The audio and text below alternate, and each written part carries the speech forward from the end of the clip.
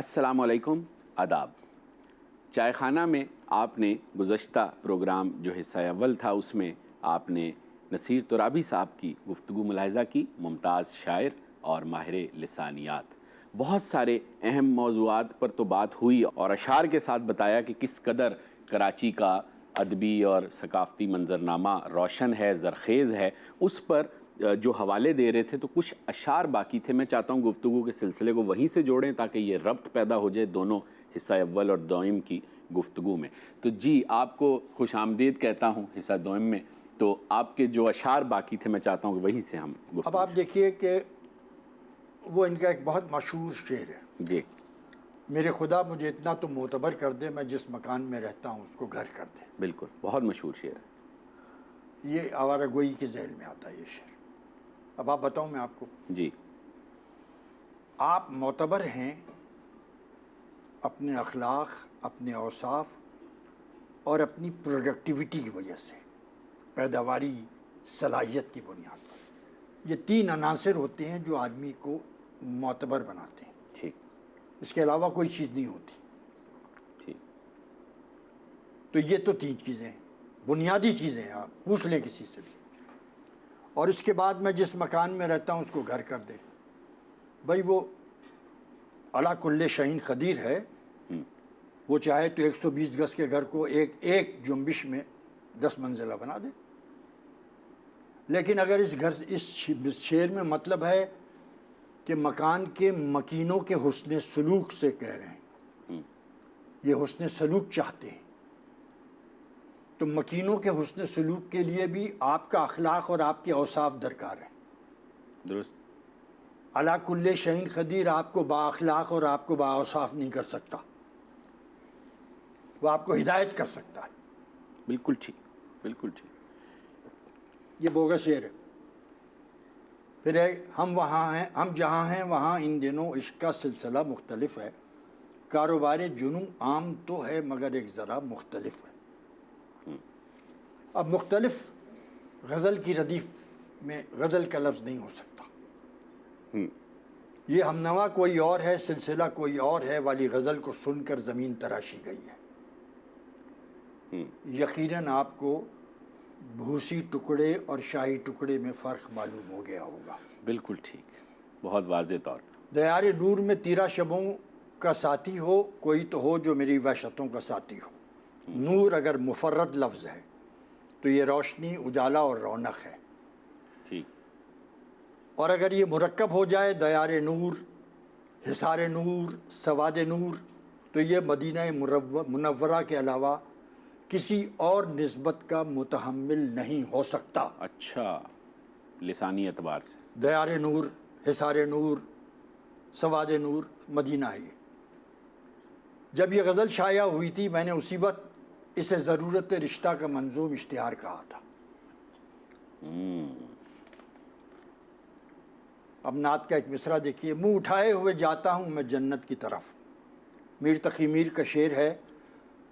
جائے عبرت ہے خاکدان جہاں، تو کہاں منہ اٹھائے جاتا ہے۔ آہا۔ منہ اٹھائے جانا بے اعتنائی، بے پرواہی اور بے نیازی سے جانا ہے، لہذا عبرت کے مرحلوں میں یہ جائز نہیں ہے۔ واہ۔ میں نے پاکستان کے ایک ممتاز سائیکاٹرسٹ ڈاکٹر مودت رانا سے پوچھا کہ حفظ مراتب کا شعور آدمی میں کیسے پیدا ہوتا ہے۔ ڈاکٹر مودت نے مجھے بتایا پدرانہ توجہ سے، یعنی فادرلی اٹینشن سے۔ اس موضوع پر پھر کبھی بات ہوگی۔ فی الحال عبد الرحمن جامی کا مصرع یاد آ گیا۔ جی۔ گر فرق براتب نہ کنی زندگی، زندگی وحدت سے انحراف، ارتداد۔ واہ۔ میں 12ویں کھلاڑی پر کوئی بات نہیں کرنا چاہتا، خالد اقبال یاسر نے اس نظم پر خوب جم کر بات کی ہے۔ ویسے میرے دوست احمد عمر شریف نے مجھے یاد دلایا کہ 12واں کھلاڑی ہمارے ایک شاعر دوست مرحوم عشرت انجم کی نظم رمی کو سن کر لکھی گئی تھی۔ مجھے اس کے آخری 2 مصرے یاد ہیں۔ تیرا پتوں کے کھیل میں کل رات، تیرا پتوں کے کھیل میں کل رات، جیت جاتا تو مات ہو جاتی۔ بہت شکریہ، اور میں دیکھنے والوں کو مخاطب کر کے کہوں گا کہ دیکھیے نصیر ترابی صاحب سے ہم نے کہا کہ آپ جو تنقید کر رہے ہیں، ہم چاہتے ہیں کہ علمی اور ادبی محاکمہ کریں تاکہ ادب کے لوگ، ادب کے قائرین یا ادب کے تخلیقار جو ہیں وہ اس فرق کو، کسی زمانے میں ادب میں تنقید کا شعبہ بہت متحرک ہوتا تھا اور وہ اس کو ذاتی انا یا لڑائی نہیں سمجھا جاتا تھا، بلکہ وہ بھی کنٹریبیوشن ہوتا تھا ادب میں، جو ترابی صاحب آپ نے کیا میں نے بہت سیکھا اس ڈائلاگ سے۔ اغلاط کی بات ہو رہی ہے تو اغلاط کے تناظر میں ایک ذیلی سوال ہے کہ تحت اللفظ کے تناظر میں ہمارے ہاں بہت ساری غلطیاں دیکھنے کو ملتی ہیں ٹیلی ویژن پر، اور کچھ بڑے معروف نامے میں جیسے ضیاء محی الدین کا نام لیتا ہوں۔ دیکھیے ایک بات بتاؤں میں آپ کو، اول تو تحت اللفظ جو ہے شاعری، جی، وہ پاپولر شاعری نہیں پڑھی جا سکتی۔ مثلا اگر آپ نون میم راشد کو پڑھیں یا فیض کو پڑھیں جی، تو وہ تحت اللفظ کے ذیل میں نہیں آتا۔ ہاں لیکن ضیاء محی الدین نے جیسے نہیں، پڑھا، تحت اللفظ آتی ہے میر انیس کے مرثیے میں، ٹھیک ہے، تحت اللفظ آتا ہے ہمارے محسن کاکوروی کے کلام میں، ٹھیک ہے، کیونکہ وہ پوری لغت نویس شاعری ہوتی ہے، ٹھیک، اس میں لغت ہوتی ہے شامل۔ تحت اللفظ مرثیہ پڑھتے ہیں، اس میں بڑی گنجائشیں ہوتی ہیں ان کے ہاں تلفظ کی غلطیوں کی۔ جی، ایک تو شاید یہ وجہ بھی ہے کہ وہ ان کا براہ راست لغت خوانی سے کوئی تعلق نہیں ہے، یعنی لغت دیکھنے کے بعد وہ مرثیہ نہیں پڑھتے، ٹھیک، اس لیے کہ انہوں نے کئی مرثیوں میں ایسا لفظ بھی پڑھا، پھریرے کو انہوں نے پھریرا پڑھا۔ ایک لفظ ہے پلنگ، یہ ایک بہت درندہ جانور ہوتا ہے جو کہ شیر کو بھی کھا جاتا ہے، اچھا، اس کو انہوں نے پڑھا مرثیے میں پلنگ، یعنی چارپائی، پلنگ چارپائی ہے۔ اور ایسے بہت سارے لفظ ہیں، اب ظاہر ہے کہ اس وقت میرے ذہن میں تو نوٹڈ نہیں ہے، صحیح، لیکن میرا یہ بات ہے کہ ان جیسے بہت خاص آدمی کو، جی، کیونکہ ان کا ایک ایسے پرفارمر ہے، وہ براہ راست میرے نزدیک ایک پرفارمر ہے، ٹھیک، اور پرفارمر کو بھی یہ کوشش کرنی چاہیے۔ ہمارے زید بخاری بھی ایک طرح کے پرفارمر تھے، جی بالکل، لیکن وہ کرتے یہ تھے کہ پہلے تحت اللفظ کئی دفعہ پڑھا ہوا ہے، تحت اللفظ کو بھی جانے سے پہلے لغت میں ری چیک کرتے تھے، بالکل ٹھیک، ری چیک کرتے تھے، دوبارہ دیکھتے تھے لغت کو۔ بالکل تو میری عرض یہ ہے کہ اب اخبار، یہ ہمارے ٹیلی ویژن کے لوگ اینکرز ہیں، جی، یہ بہت جلدی بول بہت، جاتے ہیں۔ ہاں بالکل، دیکھیے عین ممکن ہے، دیکھیے تلفظ کی غلطی میں بعض وقت یہ بھی ہوتا ہے، مجھ سے بھی تلفظ کی غلطی ہو سکتی ہے، ہم سب سے اس کو کہتے ہیں سبقت لسانی، یعنی غلبہ لسانی، اچھا، سلپ آف ٹنگ، ٹھیک، یعنی غلبہ لسانی یعنی سلپ آف ٹنگ میں بھی ہم غلط لفظ بول جاتے ہیں، بالکل، یعنی اتنا ہارڈ اینڈ فاسٹ نہیں ہے، لیکن تلفظ پر اس لیے توجہ دینی چاہیے میرے حساب سے۔ اب جب سے سپریم کورٹ نے اردو کو ایک مستحکم اور مستند زبان کے طور پر تسلیم کروایا ہے، کیا ہے، تو لہذا اب جس زبان کو اس کے ادارہ عالیہ نے، ادارہ عظمیٰ نے تسلیم کیا ہے، تو وہاں کے عوام کو چاہیے کہ اس کی لسانیاتی تلفظ پر غور کریں، بالکل ٹھیک۔ اور دیکھیے ایک بات بتاؤں آپ، تلفظ کا معاملہ اتنا نازک ہے کہ جب پاکستان نیا بنا تھا جی، اور زید بخاری ریڈیو پاکستان کے ڈائریکٹر جنرل تھے، تو انہوں نے اس وقت ہندوستان سے آنے والے، حتیٰ کہ پنجاب سے بھی لوگوں کو بلا کر صرف تلفظ کی درستی پر رکھا تھا ریڈیو میں ملازم۔ چراغ حسن حسرت لاہور سے آئے، یہ نہیں کہ صرف لکھنؤ والے کو رکھا، نہ، جہاں سے بھی ملا ان کو سمجھتے تھے کہ یہ صحیح ترین تلفظ جانتا ہے، اس سے کام لیتے تھے۔ احسان دانش کراچی نہیں آ سکتے تھے تو احسان دانش لاہور ریڈیو کے لیے تلفظ دیکھتے تھے۔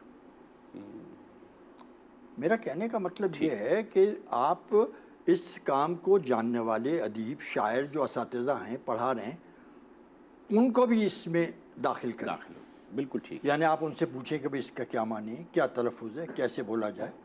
دیکھیں تلفظ کا صحیح ہونا بہت ضروری ہے، بالکل ٹھیک، تلفظ کے معنی میں۔ دیکھیں اردو زبان کی اہمیت میں آپ کو بتاؤں جی، کہ علامہ اقبال لکھنؤ گئے اور میر انیس کے نواسے سے ملے، ٹھیک، ظاہر ہے پیارے صاحب رشید بڑے مرثیہ نگار تھے، مرثیہ گو تھے، اور پھر وہ لوگ تو چونکہ زبان و بیان کے لوگ تھے، زبان و بیان کے لوگ تھے، تو زبان و بیان کی وجہ سے اقبال ملنے گئے۔ ٹھیک، جب جا کے اقبال نے شعر سنا لیا تو انہوں نے کہا کہ اب کچھ اردو میں سنا دیجیے، اقبال سے کہا۔ اچھا، یعنی ظاہر ہے کہ اقبال مفرس پرشنائز ہوتے ہیں نا اقبال کے مصرے، تو انہوں نے ادھر ادھر سے کچھ سنا دیا اور آ گئے۔ اب آپ دیکھیں اقبال کی بڑائی، جب باہر آئے تو لوگوں نے پوچھا آج آپ اتنے بڑے آدمی سے ملے، کیا تاثر ہے آپ کا؟ تو اقبال تو بہت بڑا شاعر تھا اس وقت، پیارے صاحب رشید سے بھی بڑا شاعر تھا میرے حساب سے۔ بالکل ٹھیک، اس نے یہ نہیں کہا، اس نے کوئی ٹھٹول نہیں کی، اس نے کہا بھائی انہوں نے کہا اردو میں سناؤ کچھ، اور میرے پاس اردو کا مال ہی نہیں تھا۔ واہ، یعنی کیا سچائی سے اس نے لوگوں تک بات پہنچا دی کہ پیارے صاحب رشید نے کیا اعتراض کیا۔ واہ، بالکل بنیادی بات یہ ہے نا کہ آپ کو اپنی زبان پر قدرت ہونی چاہیے، چاہے آپ کچھ اور کریں۔ بالکل ٹھیک، بالکل ٹھیک، بہت ہی عمدہ پہلو سے یہ بات بیان ہو گئی۔ ایک چھوٹا سا ہم وقفہ لیتے ہیں اور واپس آ کر کچھ اور موضوعات ہیں بہت اہم، ان پر نصیر ترابی صاحب کی رائے جانیں گے۔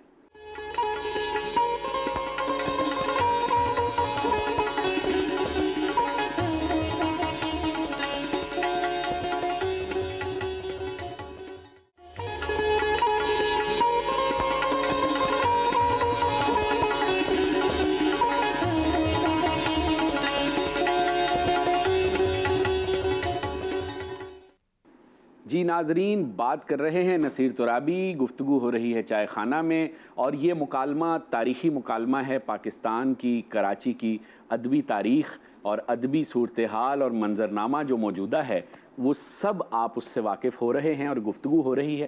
اچھا، کچھ بہت ہی کچھ یاد ماضی سے کچھ چیزیں ہیں، آپ نے ایک اتنے عہد دیکھے، میں چاہتا ہوں کہ کچھ اس پر آپ کے تاثرات اور آپ کی گواہی لی جائے۔ جوش ملی آبادی سے آپ کی بڑی نیازمندی رہی، ہم نے تو انہیں نہیں دیکھا، ہم تو نہیں تھے، کیا یادیں ہیں وہ؟ دیکھیے، جوش صاحب سے پہلی تو نیاز مندی یہ تھی کہ چونکہ جوش صاحب میرے والد ماجد کے دوست تھے، تو ہمارے گھر کی جو ہفتہ واری نشست ہوتی تھی جوش صاحب اس میں بھی آتے تھے، لیکن میری وہ حیثیت نہیں تھی کہ میں ان سے اتنا قریب ہو سکتا تھا۔ بس یہ تھا کہ میں ان کے جوتے سیدھے کرتا تھا یا سلپچی میں ان کے ہاتھ دھلاتا تھا، بس یہ تھا میرا رابطہ ان سے۔ واہ، بہت اعلیٰ ہے یہ بھی۔ اس کے بعد میں جب اپنا ای ایف یو میں پبلک ریلیشنز آفیسر ہوا جی، تو اس وقت 1967 میں تو مجھے پھر اتفاق سے ڈان میں ایک ہوتے تھے صفدر حمدانی، جی، انہوں نے کہیں مصطفیٰ زیدی سے کہا کہ وہ نصیر ترابی وہاں چلے گئے ہیں ای ایف یو، تو انہوں نے فون کیا مجھے، تم نے بتایا نہیں مجھے یہ، میں نے کہا میں کیا بتاتا ہوں، وہ تو کہنے لگے وہ بس وہ میرے مرشد کی سرگزشت ہے، وہ شائع ہونی چاہیے۔ تو میں نے کہا آپ کراچی آئیں گے تو بات کریں گے۔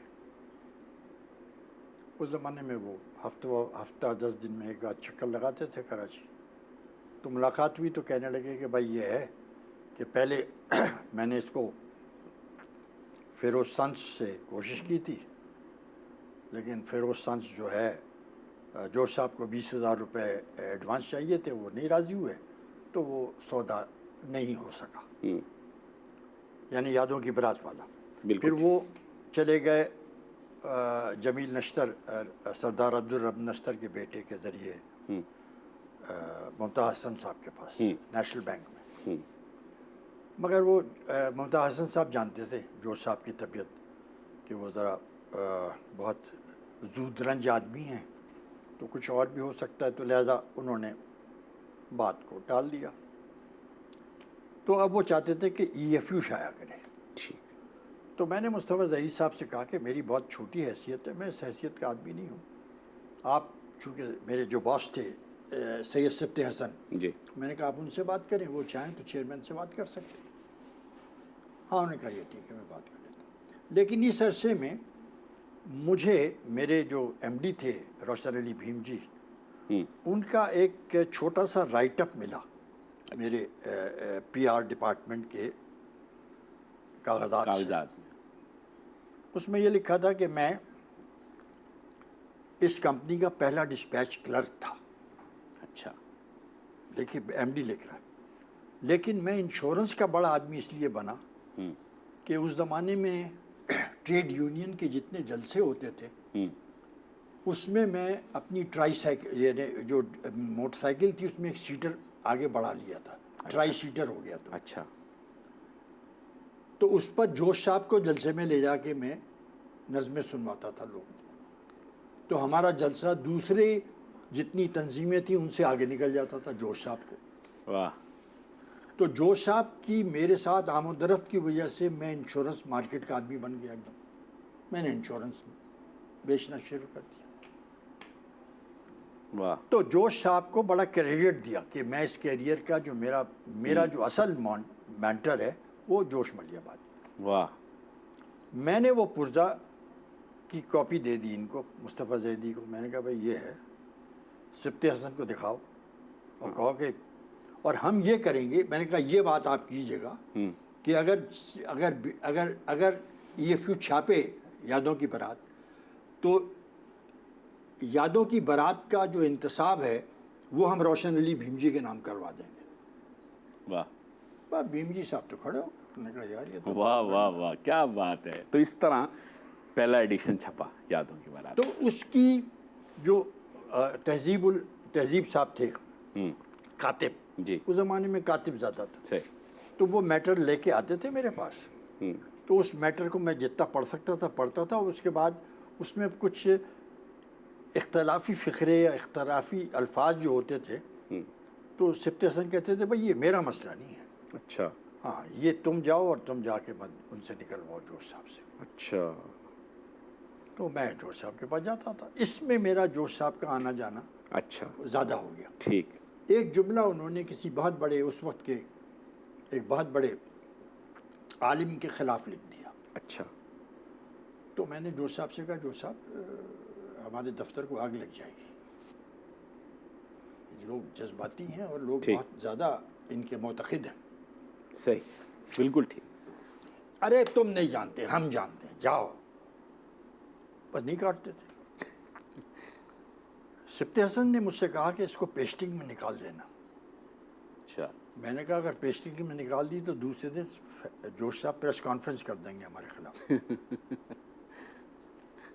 ارے ہاں یار یہ بھی کر سکتے ہیں۔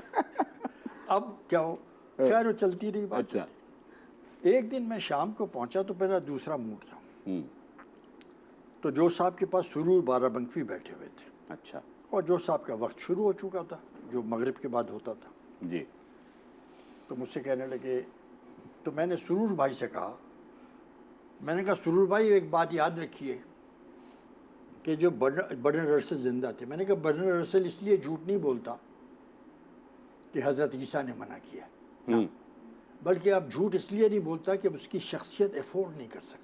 واہ واہ واہ، میں کہا ایک عمر ہوتی ہے یار، کیا بات، واہ، اب رسل جھوٹ نہیں بول سکتا اس لیے اس کی وہ افورڈ ہی نہیں کر سکتی اس کی شخصیت۔ کیا بات، واہ واہ، بھائی اس طرح جوش صاحب سے واہ، بہت قربت ہوتی چلی گئی۔ واہ واہ، باتیں تو اتنی ہیں کہ کریں ختم نہ ہو، اتنی یادیں یقیناً۔ اچھا، فیض صاحب کے حوالے سے بھی آپ کی بڑی ایک، ہاں، فیض صاحب سے ایسی ہوئی کہ فیض صاحب 1962 میں لینن پیس پرائز لے کے کراچی آئے، ٹھیک، اور یہ جہاں اب آج کل یہ ہے بزنس ریکارڈر، جی، اس کے برابر ایک تھا بہائی ہال۔ اچھا، فیض صاحب وہاں ٹھہرے تھے آ کر، بیگم آمنہ مجید ملک وہاں کے ایک گھر تھا، ایک اچھا، وہاں ایک گھر بھی تھا اندر، اس میں رہتی تھی۔ فیض صاحب وہاں ٹھہرے تھے، تو میں دوسرے دن فیض صاحب کے پہنچ گیا، اپنے ساتھ کچھ طلباء اور طالبات انجمن، یعنی ہماری جو بزم اردو کے لوگ تھے۔ جی، تو فیض صاحب بہت خوش ہوئے کہ دوسرے دن ہی طالب علم آ گئے میرے پاس۔ میں کہا صاحب آپ کے اعزاز میں ایک وقت ہے، کچھ رکھا ہے ہم نے، اور آپ آئے۔ وہ راضی ہو گئے فٹ سے۔ تو آج آئے، ایک دن کا گیپ ہے، دوسرے دن ہم نے ان کو اپنے کالج لے گئے۔ ٹھیک، تو کالج میں جا کے بیٹھے، جو صاحب سے باتیں ہوتی، فیض صاحب سے ہوتی۔ فیض صاحب نے کہا کچھ سب لوگ سوال کر رہے تھے تو انہوں نے کہا تم بھی کرو. تو میں نے کہا جو صاحب وہ فیض صاحب وہ غالب کا ایک شعر ہے، اے کہاں تمنا کا دوسرا قدم یارب، ہم نے دشت امکان کو ایک نقش پا پایا.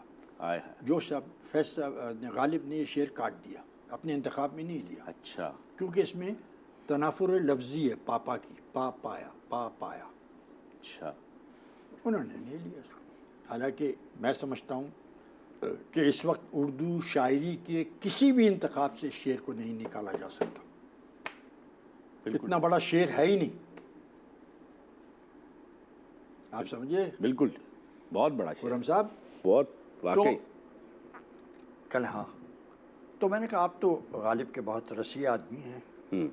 تو جب انہوں نے جس وقت پاپا کاٹا تھا اس وقت انگریز اور ایسٹ انڈیا کمپنی کی وجہ سے انگلستان میں باپ کو پاپا کہنا شروع نہیں ہوا تھا. ہاں کہنے ہاں یہ ٹھیک ہے. میں نے کہا آپ نے یہ کیسے لکھ دیا، چلے بھی آؤ کہ گلشن کا کاروبار چلیے، کاکا کیسے لکھا آپ نے، کاکا واہ کا کاروبار. بیٹھو بیٹھو. لیکن اس بات سے وہ اتنے متاثر ہوئے خرم کہ جب گاڑی میں ہی گاڑی چلا رہا تھا اپنی، تو والد سے لے کے آیا تھا، چھوڑنے جا رہا تھا، راستے بھر فیض صاحب نے بڑے سوالات کیے مجھ سے.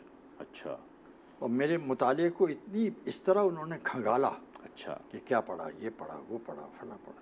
اور میں بھی اپنا واہ. جب دیکھا کہ فیض مخاطب ہے تو پھر تو میں تو واہ واہ واہ واہ کیا بات. چہکنے لگا.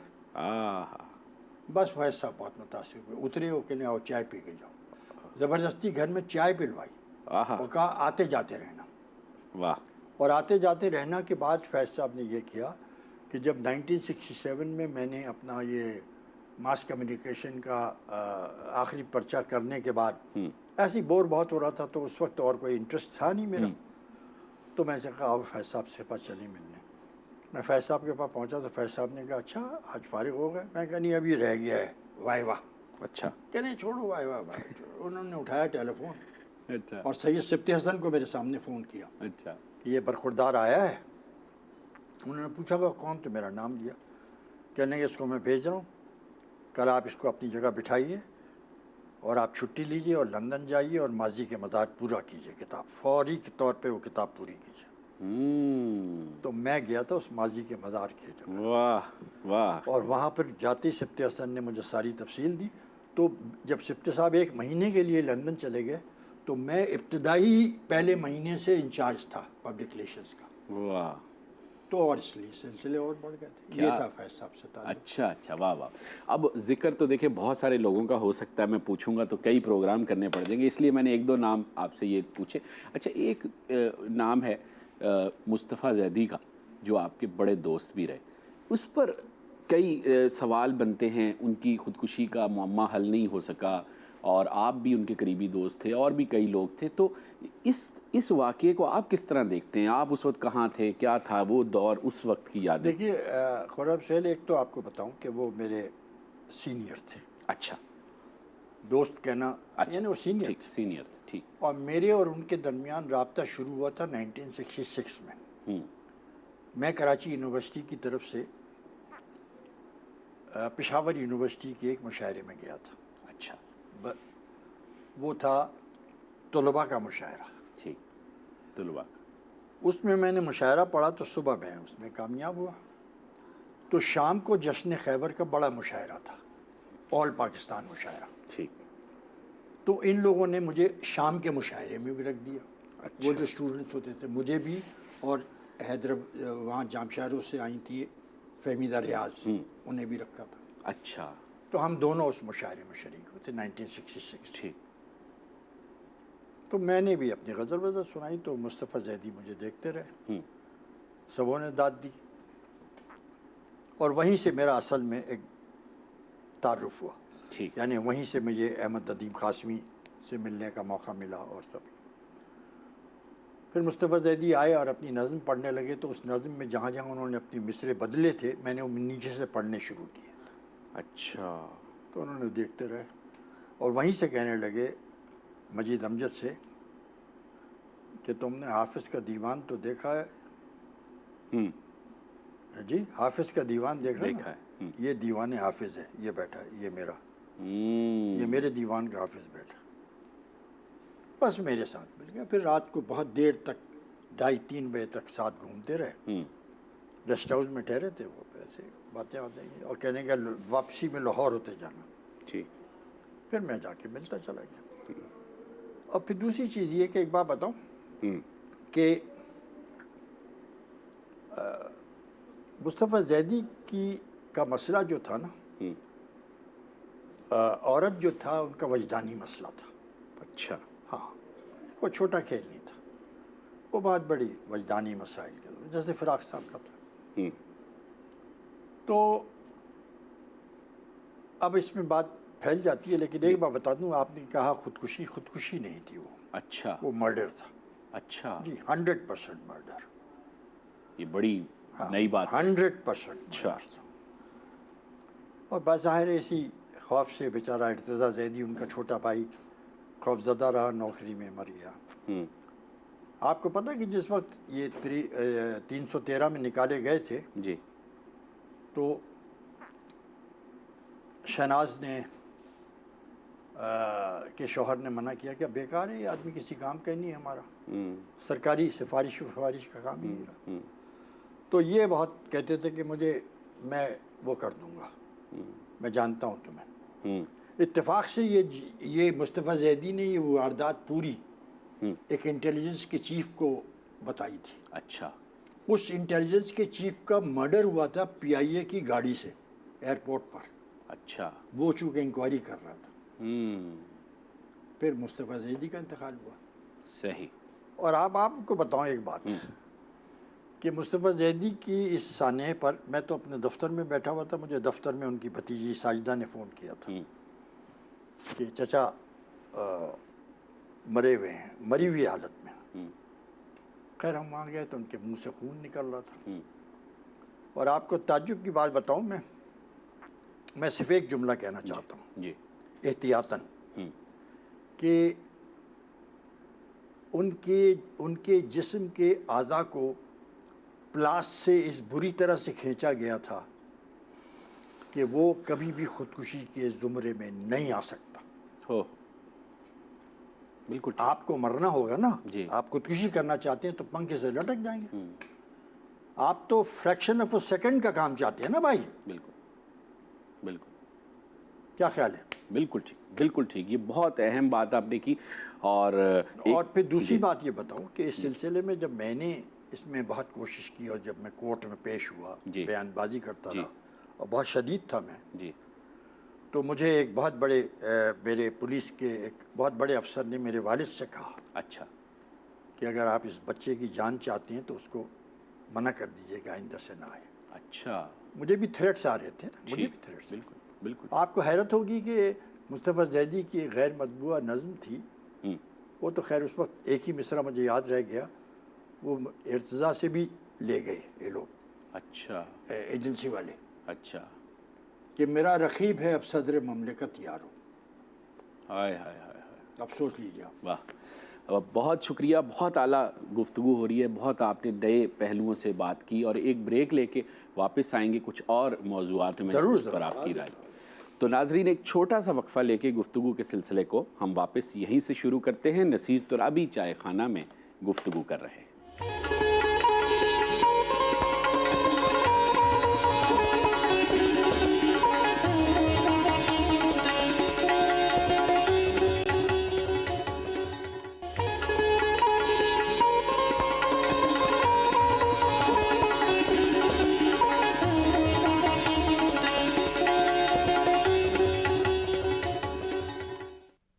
جی، بات ہو رہی ہے نصیر ترابی صاحب سے۔ بہت میں آپ کا یقین مانیے دل کی گہرائی سے ممنون ہوں، اس قدر مفصل گفتگو ہم نے کی آپ سے، اور آپ نے بڑی کشادہ دلی سے اور بڑی آپ نے شفقت فرمائی، اور اتنے سارے ہم نے موضوعات آپ اصل بات یہ ہے کہ خرم سہیل تم سامنے بیٹھے ہو تو میرا دل بھی کچھ بہت کشادہ ہو گیا بولنے کے لیے۔ ہائے ہائے ہائے، یہ میری خوش نصیبی۔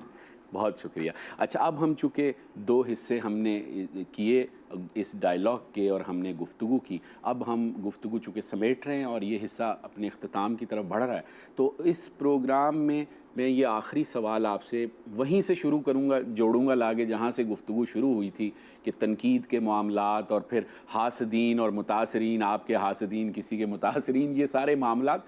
ایک بہت سنجیدہ نوعیت کا الزام آپ پر لگایا جاتا ہے اور میں چاہتا ہوں کہ آپ اس پہ یہاں بات کریں. آپ کے نام سے مختلف مشہور لوگوں کو اور ادبی حلقوں میں خطوط جاتے ہیں اور اس میں بہت لوگوں بے معنی باتیں لکھی ہوئی ہوتی ہیں اور نام آپ کا استعمال ہوتا ہے. یہ پرسرار معاملہ ہے, یہ کیا ہے؟ اس پر آپ ضرور بات. بہت اچھا سوال کیا تم نے, بہت اچھا کیا. اس کے لیے میں بے چین تھا. بات یہ ہے کہ مجھے بھی معلوم ہے. اب آپ کو یہ میں بتاؤں کہ سب سے پہلے ایک بات میری طرف سے, میری نفسیاتی جو ایک حیثیت ہے اس کو میں سمجھا دوں آپ کو. ٹھیک. آپ نے یہ محسوس کر لیا ہے میرے ان 3 پروگراموں سے جی کہ میں اپنی گفتگو میں بے باک ہوں. بے شک, بالکل ایسے ہی. میرے ذہن میں جو بھی سوال آتا ہے میں اس پر بڑی بے باکی سے جواب دیتا ہوں. بالکل ایسے. اور میں ہر ایسی بات کا مقابلہ کرنا جانتا ہوں. جی ہاں, ٹھیک ہے. بالکل ٹھیک. یہ خط بازی جو ہے یہ ایک بزدلانہ رویہ ہے. صحیح. جو لوگ ہیں نا. جی. اچھا مجھے ایسی کوئی ضرورت ہی نہیں ہے. بالکل. یا تو یہ دیکھیے, یا تو میں کسی چیز کا خواہش مند ہو جاؤں. آپ تو میرے نزدیک ہیں, جی آپ کو پتہ ہے. بالکل. میں کسی طور پر بھی, آپ نے دیکھا مجھے نہ روزگاری طور پر, نہ ادبی طور پر, نہ اور کسی طور پر میرے اندر کوئی ہوسناکی نہیں ہے. نہیں ہے, بالکل نہیں ہے. یہ سب چیزیں پیدا ہوتی ہیں ہوسناکی سے. واہ. اچھا اب دیکھیے کہ مثلا جو خطوط شروع ہوئے جی. افتخار عارف کے خلاف, جی. اس کی داغ بیل رکھی تھی ساقی فاروقی. اچھا. ہاں, شروع میں ساقی فاروقی کے اپنے قلم سے ہیں. آپ کسی وقت میرے گھر آئیے گا تو میں وہ ان کی ذاتی تحریر شدہ خطوط دکھا سکتا ہوں. اچھا. شہر کے سارے ادیبوں شاعروں کو بیچتے تھے, ساقی کرتے تھے. اچھا. پھر ساقی چونکہ ساقی نے ایک مفصل موضوع, ایک بہت الگ سے مفصل مضمون کی گزارش کی تھی مشتاق احمد یوسفی سے. اچھا. وہ چاہتے تھے کہ ایک بہت تفصیلی رکھیں, یعنی جس کو کتابی صورت بھی دیا جا سکے. ٹھیک ہے. یہ تھا ساقی کا پلان. بالکل ٹھیک ہے. مشتاق احمد یوسفی نے مضامین میں ذکر تو کر دیا ساقی کا, ہلکا پھلکا ذکر کرتے تھے وہ, لیکن ایک مستقل کتاب لکھنے کے ارادے میں نہیں تھے وہ. ٹھیک. تو یوسفی صاحب کی خاموشی پر بھی وہ ذرا نالاں تھے. اچھا. تو لہذا انہوں نے ایک بہت ہی جارحانہ قسم کا خط عارف اور مشتاق احمد یوسفی کے حوالے سے لکھا. ٹھیک ہے. ٹھیک ہے. اور اس کو چونکہ کمپوز کروا لیا انہوں نے. اچھا. ان کے کسی جاننے والے دوستوں نے کمپوز کر دیا. ٹھیک. ٹھیک ہے. اور وہ اچھا پھر مشتاق ان کا ساقی کا اپنا اثر تھا, اثر و رسوخ تھا, تو وہ بائی پوسٹ سب کو بھیجتے رہے. میں نے دیکھا کہ مشتاق احمد یوسفی بھی اس غلط فہمی میں ہیں کہ اس تحریر میں شامل ہوں. تو میں یوسفی صاحب کے پاس گیا. اچھا. میں نے کہا یوسفی صاحب آپ پڑھے لکھے آدمی ہیں, میں یہ جانتا ہوں کہ ہر تحریر کی ایک داخلی شہادت ہوتی ہے. بالکل ٹھیک. ہر تحریر کی بالکل ٹھیک. ایک داخلی شہادت ہے. اس خط میں, اور وہ خط کا عنوان بھی اس میں جو رکھا تھا وہ ساقی نے اپنے ہی شعر کا رکھا تھا. واہ واہ, کیا بات ہے. ہاں, اپنے ہی شعر کا مصرع رکھا تھا. وہ اسی سے ثابت ہو گیا. ایک دوسرا یہ تھا, میں نے ان کو بتایا کہ ساقی کا شعر ہے جس کا ایک مصرع لکھا تھا انہوں نے. اور دوسرا یہ کہ اس میں ایک ایسی خاتون کا نام تھا جو لندن میں ایک صحافی کی بیگم تھی. ہاں, اور یہ لندن میں رہتے تھے. میں نے کہا بھائی میں نہیں جانتا, میں نے کہا یوسفی صاحب میں حلفیہ آپ سے کہہ رہا ہوں کہ اس عورت کو میں نہیں جانتا، اس نام کو بھی نہیں جانتا، اگر یہ سامنے بھی آ جائیں گی تو میں نہیں پہچان سکوں گا یہ کون عورت ہے۔ اور نہ جس صحافی سے اس کی بیوی ہے ان سے میری ایک رسمی ملاقات ہے، ہلو ہائے السلام علیکم ایک، اور اس میں کئی ایسے واقعات ہیں الطاف گوہر اور دوسروں کے حوالے سے، ان واقعات سے بھی میرا کوئی داخلی شہادت نہیں ہے، میرے رابطے کی کوئی شہادت نہیں ہے۔ بالکل ٹھیک۔ یہ اس زمانے کی ہیں جو پیور لندن کی ہیں۔ واہ، پھر اتفاق سے اسی میں زہرا آپا کے بارے میں بھی ہے۔ اچھا، میں نے کہا زہرا آپا لندن میں رہتی، میں کبھی اس زمانے میں گیا ہی نہیں جس زمانے میں زہرا آپا لندن میں یہ سب اس میں سرگرم عمل تھی۔ ٹھیک تو میں نے کہا یہ سب داخلی شہادتیں بتا رہی ہیں کہ اس میں میرا کوئی دخل نہیں ہے، ٹھیک، یہ صرف اور صرف دیکھیں ہر تحریر کا آپ ابھی لکھ دیجئے تحریر میں بتا دوں گا کہ یہ نہیں ہے یہ بات۔ اور یہ بہت مناسب چیک ہے، پیمانہ ہے۔ ظاہر ہے کہ دیکھیں جب آپ کو کیسے کہا جائے، جب آپ کو یہ یقین نہیں ہے کہ میں بے باک نہیں ہوں، جب آپ کو یہ یقین ہے کہ میں بے باکی سے بات کر سکتا ہوں، جی، جب آپ کو یہ معلوم ہے کہ میں بزدل نہیں ہوں، جب آپ کو یہ معلوم ہے کہ میں کوئی ہوسناک نہیں ہوں، تو بات یہ ہے کہ یہ جو کچھ بھی یہ بات کہتے ہیں لوگ کہ یہ کر رہے ہیں وہ جیسے بھی لکھتے ہیں، مجھے ضرورت ہی نہیں ہے نا۔ بالکل ٹھیک۔ بھئی آپ یہ دیکھیں کہ اس آدمی سے پہلا میرا یعنی پرسنل کلیش کیا ہے۔ بالکل دیکھیے کلیش آف انٹرسٹ بہت ضروری ہوتا ہے فیصلے کے لیے، جی، کوئی کلیش آف انٹرسٹ ہی نہیں ہے، نہیں، آپ جو بھی کرتے پھریں۔ بالکل ٹھیک۔ نہیں، بہت ہی میں سمجھتا ہوں جو یہ مکالمہ ہم نے آپ سے کیا، تفصیلی مکالمہ، اس میں بہت کچھ واضح ہو گیا ہے، میرے دیکھنے والوں نے دیکھ لیا، یہ یوٹیوب پر بھی لوگ نہیں ان سے دیکھیں گے۔ کہیے جو بہت کہتے ہیں نا لکھتا ہوں میں وہ جی، خط لائیں، لائیں۔ ان سب خط لائیں تو میں اس کی داخلی شہادتیں بنا دوں گا، بتا دوں گا کہ یہ لفظ یہ بات میری پاس نہیں ہے۔ بالکل، اس میں آپ یقین کریں 85% وہ باتیں تھیں اس خط میں جو صرف ساخی سے وابستہ تھی۔ بالکل ٹھیک۔ نہیں، بالکل یہ بھی بات واضح ہو گئی۔ آپ نے انتہائی شفقت فرمائی، میں ایک بار پھر آپ کا شکریہ نہیں اتنا کہ آپ نے، اس طرح نہ بات کرو بس، یہ تو بہت ہی میں مجھے تو صرف تمہاری خوشی میں آ گیا، ورنہ میں تو اس ارادے میں بھی نہیں تھا۔ میرا ارادہ تو یہ تھا کہ میں یہ جو کچھ میں نے کی ہے باتیں اب میں اس کو تحریر میں لاؤں، کیونکہ تم جانتے ہو میں تحریر کا بھی آدمی ہوں۔ جی، بالکل بالکل بالکل۔ پھر میں نے سوچا جب تم کہہ رہے ہو تو لاؤ پھر اس بات کو یہیں ختم کریں۔ واہ، تو بہت شکریہ۔ آج کا یہ پروگرام اب ہمارے اختتام کو پہنچا، اور میں اپنے ناظرین کو کہوں گا آپ کا بھی بہت شکریہ۔ آپ خود دیکھیے، سنیے، غور کیجیے، فیصلہ کیجیے، اور میرے چینل کی طرف سے، میری ٹیم کی طرف سے ترابی صاحب آپ کا شکریہ۔ بہت شکریہ، بہت شکریہ بھائی۔ مجھے تو سب سے زیادہ خوشی ہے کہ میں ان چینل سے بہت خوش ہوتا ہوں جو ادبی مسائل پر گفتگو کرنا چاہتے ہیں۔ بالکل، ہم تو سنجیدہ ہیں، اور کیونکہ ہمارا شعبہ ہے نا ادب، بالکل، اور یہ ادب کو اس طرح لے نہیں رہے۔ بالکل۔ تو لہٰذا آج کی اس گفتگو کے ساتھ میں آپ سے ترابی صاحب اجازت چاہوں گا، اور ناظرین آپ سے بھی اجازت چاہوں گا۔ اپنا بہت خیال رکھیے گا، اگلے پروگرام میں پھر آپ سے ملاقات ہوگی۔ خدا حافظ۔